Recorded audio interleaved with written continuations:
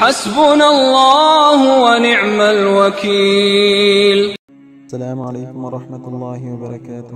حضرت ابو ہریرہ رضی اللہ تعالیٰ عنہ سے مروی ہے کہ جب نبی کریم صلی اللہ علیہ وسلم کو کسی بات کا صدمہ ہوتا تو آپ صلی اللہ علیہ وسلم آسمان کی جانب سر مبارک اٹھاتے اور سبحان اللہ العظیم پڑھتے، اور جب دعا میں خوب سعی فرماتے تو یا حی یا قیوم پڑھتے۔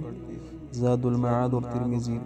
نیز حضرت انس رضی اللہ تعالیٰ عنہ سے روایت ہے کہ رسول اللہ صلی اللہ علیہ وسلم کو جب کوئی فکر اور پریشانی لاحق ہوتی تو آپ صلی اللہ علیہ وسلم کی دعا یہ ہوتی تھی، یا حی یا قیوم برحمتک استغیث، اے حی قیوم بس تیری رحمت سے مدد چاہتا ہوں۔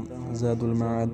واللہ تعالی ہمیں ان دعاؤں پر عمل کرنے کی توفیق عطا فرمائے۔ السلام علیکم ورحمۃ اللہ وبرکاتہ۔